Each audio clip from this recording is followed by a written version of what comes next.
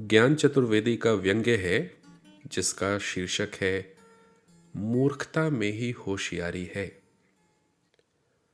मूर्खता बहुत चिंतन नहीं मांगती, थोड़ा सा कर लो यही बहुत है।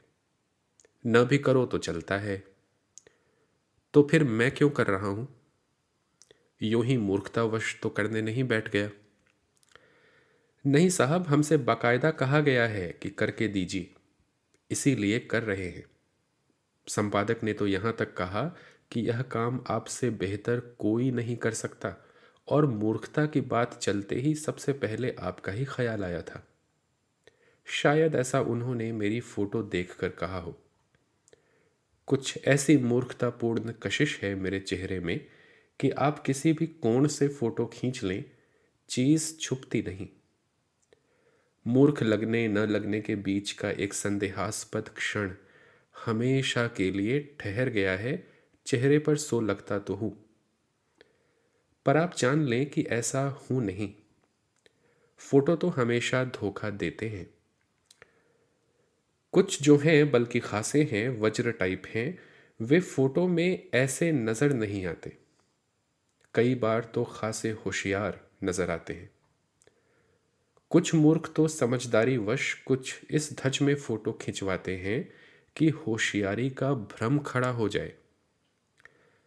ठुड्डी पर हाथ रखकर मुंदी सी आंखें रखे, चिंतन में मगन, बगल में चार किताबें धर के, या किताबों की रैक के बगल में खड़े होकर, या चेहरे पर आधी रोशनी आधी छाया डालकर यदि फोटो खिंचता हो तो आदमी बिना किसी और कारण के ही बुद्धिमान नजर आने लगता है। चिंतन में पहला पेच यही आता है कि मूर्ख किसे कहें। परिभाषा क्या है? मूर्खता नापने का कोई यंत्र नहीं, इसकी नपती का फीता भी उपलब्ध नहीं, बस अंदाज से पता करना होता है। मूर्खता हो तो सामने अंदाजा सा होने लगता है, फिर थोड़ी देर बात करो तो वह प्रकट भी हो जाती है।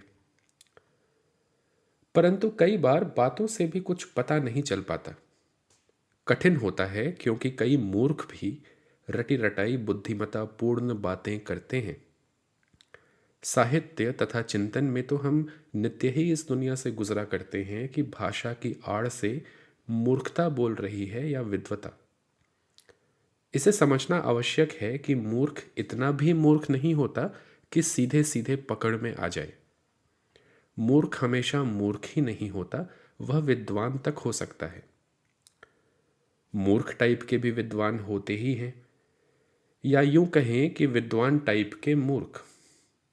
पर ऐसे मूर्ख जब ज्यादा खतरनाक मूर्ख साबित होते हैं तो उनसे बचकर निकलने में ही होशियारी कहलाती है।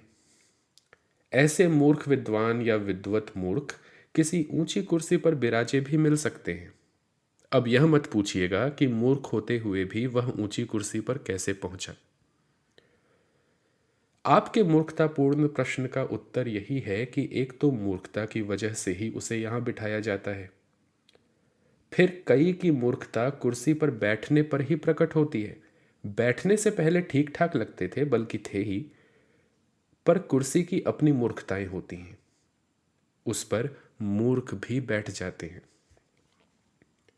फिर कुर्सी के लिए चालाकी की आवश्यकता होती है, होशियारी की नहीं। और मूर्ख होने का मतलब यह कतई नहीं कि मूर्ख आदमी चालाक नहीं हो सकता।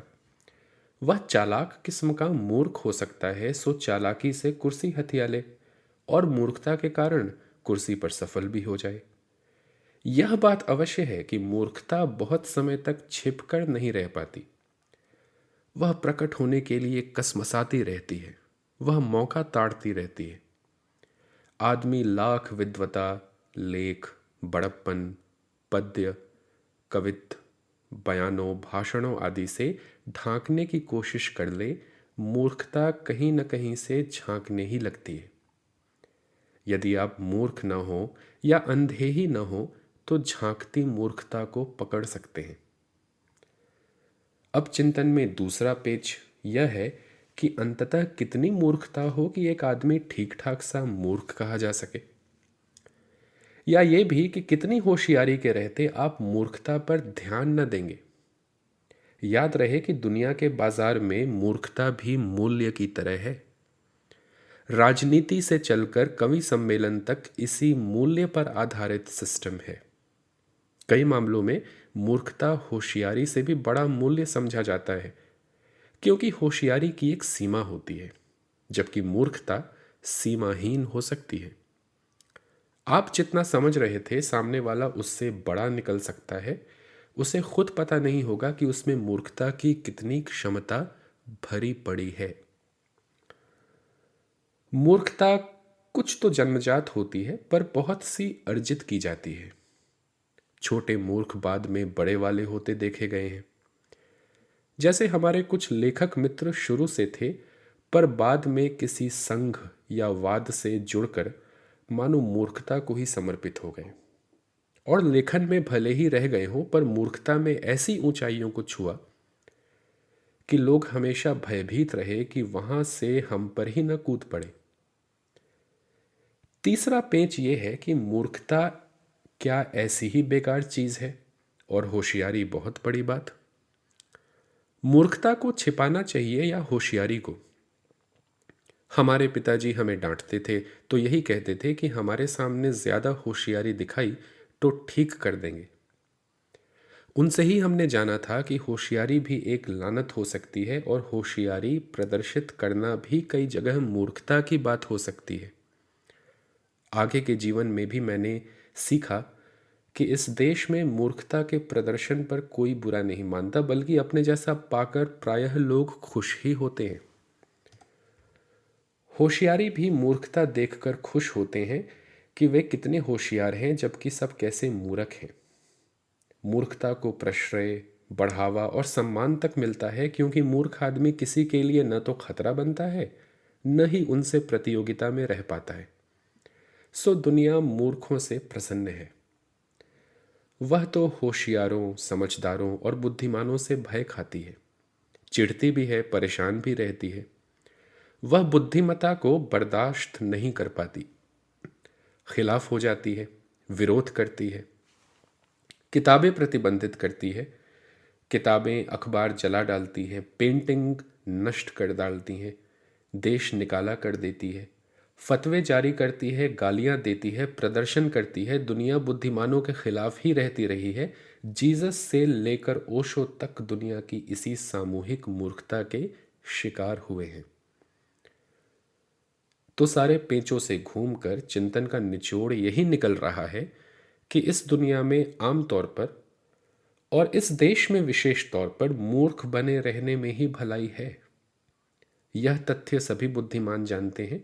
इसी कारण जब यहां किसी मूर्ख को देखो तो उसे मूर्ख ही मत मान बैठना। हो सकता है कि वह इतना होशियार हो कि दुनिया में मूर्ख बना पेश आ रहा हो। जब मूर्खता एक अप्रतिम मूल्य बन जाए तो मूर्ख बनने में ही होशियारी है।